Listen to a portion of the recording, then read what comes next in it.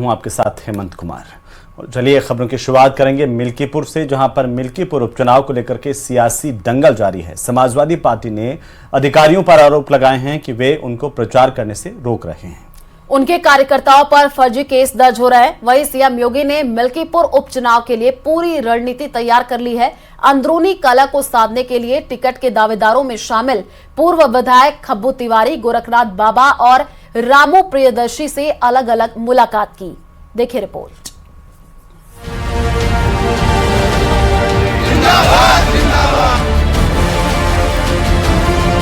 अयोध्या के मिल्कीपुर उपचुनाव को लेकर सियासी घमासान जारी है। समाजवादी पार्टी ने बीजेपी और अयोध्या जिले में तैनात अधिकारियों पर आरोप लगाए हैं।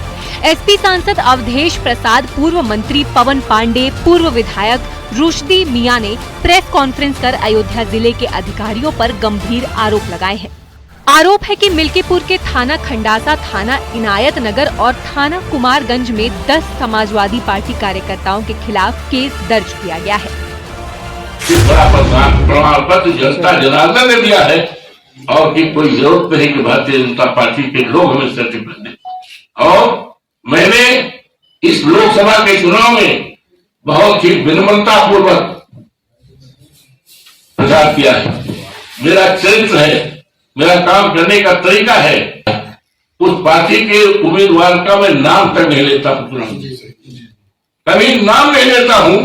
आलोचना करना, उसके खिलाफ बात करना तो बहुत दूर रहा। हम कभी नाम नहीं लेते कि कौन चुनाव लड़ा। ये मेरा चरित्र है और इस चरित्र का मैंने परिचय दिया है। समाजवादी पार्टी के नेताओं का आरोप है कि सरकार के दबाव में अयोध्या के अधिकारी काम कर रहे हैं। लोकतंत्र के मंदिर का चुनाव है जो निष्पक्ष होना चाहिए। इससे बौखलाकर भारतीय जनता पार्टी की सरकार में बैठे हुए अधिकारी, इनके मंत्री मुख्यमंत्रियों के दबाव में जो अधिकारी यहाँ पर पोस्ट है, हमारे पार्टी के नेताओं पर फर्जी मुकदमे दर्ज कर रहे हैं, फर्जी उत्पीड़न कर रहे हैं। हमारी पार्टी के नेताओं को थाने में सुबह बुलाते हैं, शाम तक बैठाए रहते हैं। फर्जी मुकदमे लगाकर कार्यकर्ताओं को डराना चाहते हैं। वहीं बीजेपी का दावा है कि वो मिल्कीपुर सीट जीत रही है। मिल्कीपुर उपचुनाव में बीजेपी प्रत्याशी चंद्रभान पासवान ने दावा किया है कि अंदरूनी तौर पर कोई नाराजगी नहीं है। शीर्ष नेतृत्व का फैसला सभी को सर्वमान्य है। भारतीय जनता पार्टी के शीर्ष नेतृत्व को मैं धन्यवाद देते हैं, जिन्होंने मुझ जैसे छोटे कार्यकर्ता पर भरोसा जताया। इसके लिए आभार व्यक्त करते हैं और मिल्कीपुर की देवतुल्य जनता को आभार व्यक्त करते हैं, जिनके आशीर्वाद से ही संभव हो पाया है। जी, ऐसी कोई नाराजगी नहीं है। जो शीर्ष नेतृत्व का जो निर्णय आया, सबको सम्मान है, सभी लोग सहमत हैं। ये गलत प्रचार कर रहे हैं। मिल्कीपुर के ब्राह्मण मतदाताओं ने साफ कर दिया है कि प्रत्याशी कोई भी हो, उनको प्रत्याशी से मतलब नहीं है। वो हमेशा बीजेपी को वोट देते आए हैं और वे कमल को ही वोट देंगे। हाँ, भाजपा को वोट देंगे, लेकिन जो यहाँ का प्रत्याशी है वो बाहरी बता रहे हैं। समाज कोई बात नहीं है, भाजपा सब के नाम से दिया जा रहा है। मिल्कीपुर से बीजेपी जीतेगी। बीजेपी हमेशा यहाँ से जीती है, हमेशा यहाँ से जीतेगी, संदेह नहीं है। हम लोग जिताएंगे और हमारा पूरा क्षेत्र 12 बाजार हमारे क्षेत्र लोग का है। सब लोग पूरा बीजेपीआई है। हमारा पूरा गांव है, जो भी है हम लोग पूरा पक्का बीजेपीआई है। बीजेपी के अलावा दूसरी जगह हम लोग का वोट नहीं जाएगा। मिल्कीपुर उपचुनाव के लिए सीएम योगी पूरी रणनीति तैयार कर रहे हैं। बीजेपी का प्रत्याशी घोषित होने के बाद जो मनमुटाव दावेदारों में था, सीएम योगी ने उनसे मुलाकात के बाद उसे दूर कर दिया। सीएम योगी ने बड़ी पहल करते हुए पूर्व विधायक खब्बू तिवारी के साथ गोरखनाथ बाबा और रामू प्रियदर्शी से अलग अलग मुलाकात की। हमारे संगठन की पूरी ताकत, हमारे संगठन के, हमारे सरकार के जो अनुभवी नेता हैं, वो लगातार मिल्कीपुर की जनता के साथ जनसंपर्क कर रहे हैं। वहां सरकार की योजनाओं, रीति नीतियों को बता रहे हैं और मिल्कीपुर की जनता ये महसूस कर रही है कि पहली बार कोई सरकार आई जिसने विकास किया है। मिल्कीपुर की जनता इस बात को लेकर भी सचेत है कि परिवारवाद पर अब लगाम लगानी है और सामान्य कार्यकर्ता जो कि सामान्य पृष्ठभूमि से उठकर आया है, उसको जिताकर विधानसभा भेजना है। सीएम योगी के निर्देश पर अब गोसाईगंज के पूर्व विधायक इंद्र प्रताप खब्बू तिवारी ब्राह्मण वोटरों को साधेंगे, जबकि टिकट न मिलने से विचलित पूर्व विधायक गोरखनाथ बाबा और रामू प्रियदर्शी में भी नई ऊर्जा के साथ मिल्कीपुर में बीजेपी को जिताने के लिए जुटेंगे। मुख्यमंत्री योगी आदित्यनाथ मिल्कीपुर उपचुनाव के कील कांटों को भी दुरुस्त करने में जुटे हुए हैं। तमाम जो पार्टी के लोग हैं उनसे खुद मुख्यमंत्री योगी आदित्यनाथ बातचीत कर रहे हैं। संपर्क, समन्वय और संवाद के मंत्र के साथ मुख्यमंत्री योगी आदित्यनाथ आगे बढ़ रहे हैं। मुख्यमंत्री योगी आदित्यनाथ ने पूर्व विधायक भारतीय जनता पार्टी के कब्बू तिवारी से मुलाकात की। इसके अलावा बाबा गोरखनाथ, जिनका टिकट कट गया है, उनसे भी मुख्यमंत्री योगी आदित्यनाथ ने मुलाकात कर पार्टी प्रत्याशी के पक्ष में जुटने का आह्वान किया है। मुख्यमंत्री योगी आदित्यनाथ जहां पार्टी के तमाम नेताओं से सीधे बातचीत कर रहे हैं, वहीं बूथ से लगाकर मंडल और विधानसभा स्तर के तमाम जो तैयारियां हैं उनको दुरुस्त करने में भी जुटे हुए हैं। कैमरामैन मनोज शाही के साथ संकेत मिश्रा, न्यूज़ 18 लखनऊ। और इसी बीच दौसा से बड़ी खबर सामने आ रही है। न्यूज़ 18 राजस्थान की खबर का बड़ा असर देखने को मिला है। डॉक्टर और एनएम के ऑडियो वायरल होने पर कार्रवाई हुई है। दौसा से इस वक्त की सबसे बड़ी खबर, प्राथमिक स्वास्थ्य केंद्र देलाड़ी के डॉक्टर कपिल धाबाई को एपीओ किया गया है। वहीं सीएमएचओ डॉक्टर सीताराम मीणा ने जांच कमेटी का गठन किया है। Deputy CMHO doctor Deepak Sharma की अध्यक्षता में 4 सदस्यीय कमेटी बनाई गई है। जांच कमेटी में डॉक्टर बनवारी लाल कुमार, डॉक्टर सुनील कुमार सोनी और डॉक्टर शशिबाला को शामिल किया गया है। तो बड़ी जानकारी आपको दे रहे हैं न्यूज़ 18 राजस्थान की खबर का ये बड़ा असर देखने को मिला है। तो वहीं अमेरिका में एक बार फिर से ट्रंप सरकार है। कल डोनाल्ड ट्रंप अमेरिका के 47वें राष्ट्रपति के तौर पर शपथ लेंगे और इस शपथ ग्रहण समारोह में दुनिया भर के दिग्गज मौजूद रहेंगे। कई देशों के राष्ट्राध्यक्ष शपथ ग्रहण में शिरकत करेंगे। शपथ ग्रहण से पहले एक डिनर का आयोजन होगा, जिसमें आपको बता दें कि रिलायंस इंडस्ट्रीज के चेयरमैन मुकेश अंबानी और रिलायंस फाउंडेशन की संस्थापक और चेयरपर्सन नीता अंबानी भी शामिल हुए। शपथ ग्रहण की क्या है तैयारियां, आइए जानते हैं इस रिपोर्ट में। Today's ceremony, however, has very special meaning. We are not merely transferring power from one administration to another or from one party to another, but we are transferring power from Washington, D.C. and giving it back to you, the people. America में कल से Trump युग शुरू होने वाला है। Donald Trump America के 47वें राष्ट्रपति के रूप में शपथ लेने वाले हैं। ट्रंप के शपथ ग्रहण में दुनिया भर से दिग्गज शामिल होंगे। कई देशों के राष्ट्र अध्यक्षों को शपथ ग्रहण का न्योता दिया गया है, जिनमें चीन भी शामिल है। भारत की तरफ से समारोह में विदेश मंत्री एस जयशंकर शरीक होंगे। निवर्तमान राष्ट्रपति जो बाइडेन और उपराष्ट्रपति कमला हैरिस भी शपथ ग्रहण में शामिल हो सकती हैं।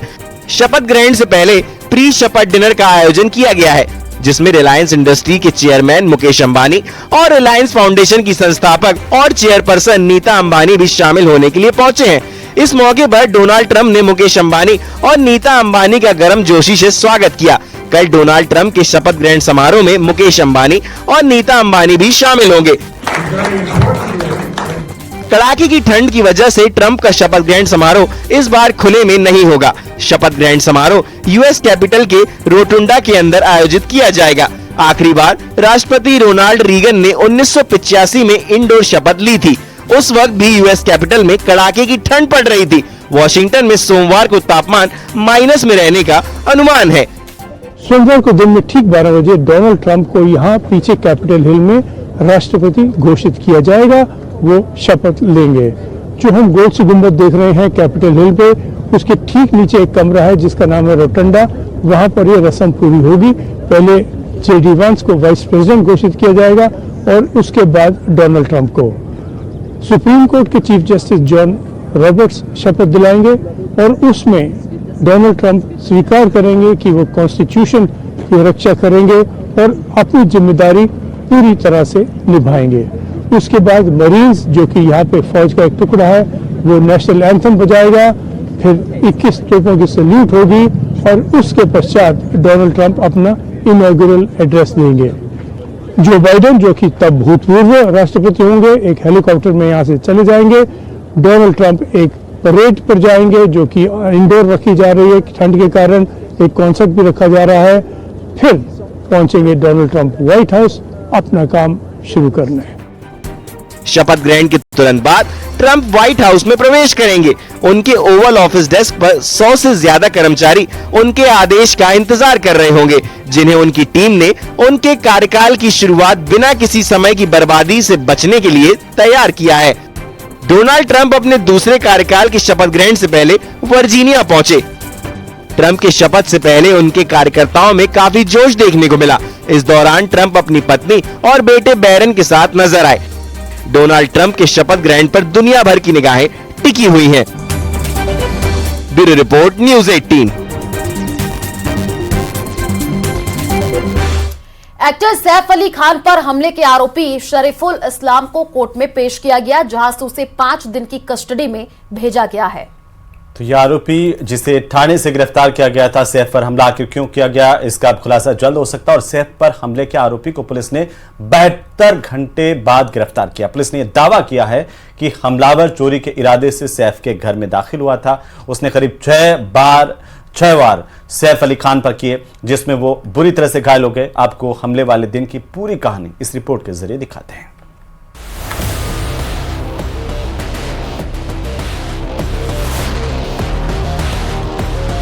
सैफ पर हमले का आरोपी गिरफ्तार। 72 घंटे बाद पकड़ा गया हमलावर।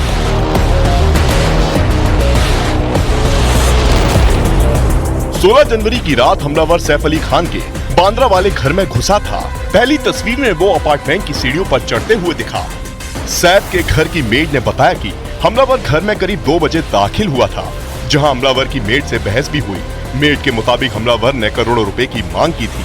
आवाज सुनकर सैफ अली खान बच्चों के कमरे में पहुंचे, जहां सैफ और आरोपी ने कई वार किए। सैफ के गले, पीठ, हाथ और सिर समेत 6 जगह चाकू लगे। उसी रात उन्हें हॉस्पिटल ले जाया गया था। अभी तक की इन्वेस्टिगेशन में ये समझ में आया है कि ये आरोपी चोरी के इरादे से उस घर में उसने एंटर किया था और उस समय पर ये इंसिडेंट हुआ था। सैफ पर हमले के बाद आरोपी चुपचाप फरार हो गया। घर का स्टाफ भी उसे पकड़ नहीं पाया। अपार्टमेंट के गार्ड भी उसे पकड़ने में नाकाम रहे। सैफ पर हमले के बाद पुलिस की कई टीम जांच में जुटी, जबकि उसी सुबह हमलावर दादर स्टेशन पर दिखा, जिसके बाद पुलिस ने कई सीसीटीवी खंगाले। सैफ पर हमले के बाद भी आरोपी मुंबई में कई जगह घूमता रहा। एक तस्वीर में वो बांद्रा में घूमता दिखाई दिया। हमलावर ने उस दिन खरीदारी भी की थी। वो एक तस्वीर में हेडफोन खरीदते हुए दिखाई दिया। सैफ अली खान पर हुए हमले के 72 घंटे बाद पुलिस ने आरोपी की गिरफ्तारी का दावा किया। बाद में पुलिस ने एक प्रेस कॉन्फ्रेंस कर वारदात और हमलावर के बारे में जानकारी साझा की। ये एक्यूज्ड पिछले 5-6 महीने पहले मुंबई आया है, ऐसा पता चला है। कुछ दिन ये मुंबई में रहा, बाद में मुंबई की विसिनिटी के कुछ टाउन्स में रहा और 15 दिन पहले फिर मुंबई आया है, ऐसा इन्वेस्टिगेशन में पता चला है। क्या काम करता था सर? ये हाउसकीपिंग एजेंसी में काम करता था। किसी बार में काम किया, किसी कॉन्ट्रैक्ट? हाउसकीपिंग एजेंसी में काम करता था। पुलिस के मुताबिक पकड़े गए हमलावर का नाम मोहम्मद शरीफुल इस्लाम शहजाद है, जो 30 साल का है। भारत में वो अवैध रूप से रह रहा था। करीब 5 से 6 महीने पहले ही वो मुंबई आया था और एक हाउसकीपिंग एजेंसी में काम कर रहा था। चोरी के इरादे से वो पहली बार सैफ अली खान के अपार्टमेंट में दाखिल हुआ था।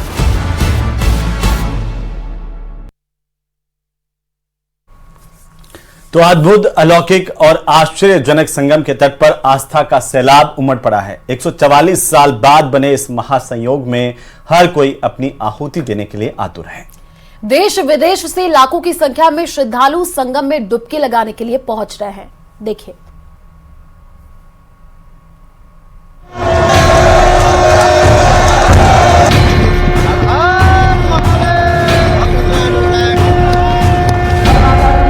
महाकुंभ की महामहिमा।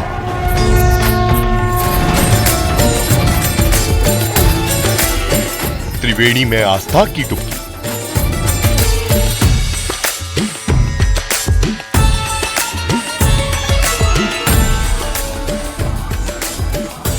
सनातन संस्कृति का संगम।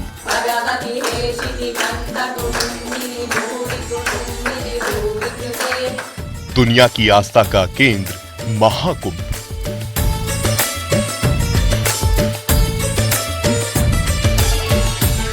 एक 144 साल बाद महाकुंभ का संयोग प्रयागराज में सजा संस्कृति, आस्था और सनातन का ऐसा अनूठा मेला जिसकी झलक अद्भुत ही नहीं अलौकिक भी है।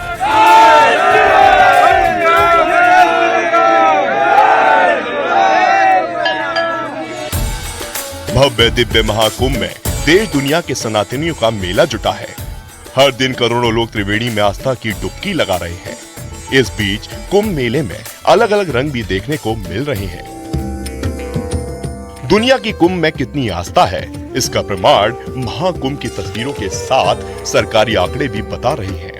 13 जनवरी से शुरू हुए महाकुंभ में सिर्फ 7 दिन में 7 करोड़ 70 लाख से ज्यादा लोग स्नान कर चुके हैं। सरकारी आंकड़ा ये भी बता रहा है कि त्रिवेणी के किनारे अकेले 10 लोग कल्पवास में हैं। इसके अलावा हर दिन 10 लाख से ज्यादा लोग संगम में आस्था की डुबकी लगा रहे हैं। महाकुंभ सिर्फ आस्था और संस्कृति का संगम ही नहीं बल्कि साधु संतों का संगम भी है, जो सालों दुनिया से दूर रहकर अपने आराध्या की तपस्या करते हैं। अलग अलग अखाड़ों, अलग अलग देश, अलग अलग संस्कृतियों से आने वाले सभी साधु संत इस महाकुंभ में एक जगह पर एक साथ मौजूद हैं। कोई हजारों किलोमीटर दूर से रशिया से पहुंचा है, तो कोई इटली, अमेरिका और दूसरे देशों से संगम के तट पर धुनी रमाए हैं। 12 फीट की लंबी जटा वाले बाबा भी लोगों का ध्यान आकर्षित कर रहे हैं। कहाँ से आए हैं बाबा? श्री पंचायती बड़ा खड़ा उदासी। और जटा बहुत सुंदर, आपकी बहुत बड़ी। ये जो जटा होता है भगवान की कृपा होता है, उन्हीं को होता है, नहीं सबके पास नहीं होता। ये तपस्या से भी होता है, ठीक है। हाँ। कितनी बड़ी जटा है ये? ये हमारे से लंबाई का दूना है, दूना से भी बड़ा है 1 फुट। कितने साल लगे? ये हमारे बचपन का है। बचपन से ही सन्यास? हाँ, बचपन का मैं सन्यासी हूँ, धोने के चढ़ाया हुआ संत है। तेज बोलो थोड़ी। तो बचपन से ही फिर जटा बढ़ाने का भी आपने निर्णय लिया? नहीं, ये तो जब सन्यास जब लेते हैं तब अपने कटवाने का नियम नहीं है। कोई झेल पाता है तो ठीक है, नहीं झेल पाता है तो वही। आपके लिए मुश्किल नहीं होती? बहुत भार लगता होगा सर पर? कोई नहीं, उस मालिक की कृपा है, कोई भार नहीं है। नदियों की साफ सफाई की मुहिम चलाने वाली श्री प्रा पाठक भी प्रयागराज पहुंची हैं। नदियों की सेवा के लिए उनके कामों की वजह से लोग उन्हें जलकन्या और वाटर वुमेन के नाम से बुलाते हैं। वाटर वुमेन जो आपको कहते हैं, हम जानना चाहेंगे कि क्या किस ध्येय के तहत आप चली थी जिसकी वजह से आपको ये खिताब मिला? कई नदियों के पार्ट कह सकते हैं कि आप नाप चुकी हैं, और क्या ध्येय लेकर? लगभग 11,000 के ऊपर मैंने पदयात्राएं की हैं नदियों की सेवा के लिए, और उससे हमें संस्था जो हमारी पंचतत्व है उसमें लगभग 15 लाख लोग जुड़े उन पदयात्राओं से जो 10 वर्षों से हो रही हैं। और इसके जन सहयोग से हमने 25 लाख पौधे नदियों के किनारे लगाए। कई सारे घाट ऐसे हैं हर राज्य में, हर जिले में, जो हमने प्लास्टिक मुक्त किए, जागरूकता अभियान चले। तो मुझे लगता है यही उपलब्धि है उन पदयात्राओं की। इसका उद्देश्य कहीं भी स्वकेंद्र, स्वमोक्ष नहीं था। मानवता के लिए, समाज के लिए हम क्या बदलाव लाते हैं, सदैव अध्यात्म ने यही सिखाया है, और ऐसा ही अध्यात्म जीना भी चाहिए। महाकुंभ में बड़ी संख्या में विदेश से साधु संत पहुंचे हैं और महाकुंभ को सनातन संस्कृति का संगम बना रहे हैं। ऐसे में इटली के साध्वियों का एक दल महाकुंभ की व्यवस्थाओं से अभिभूत होकर राज्य के मुख्यमंत्री योगी आदित्यनाथ से मिलने पहुंचा और उनके सामने राजा राम का मनमोहक भजन गाकर आभार जताया।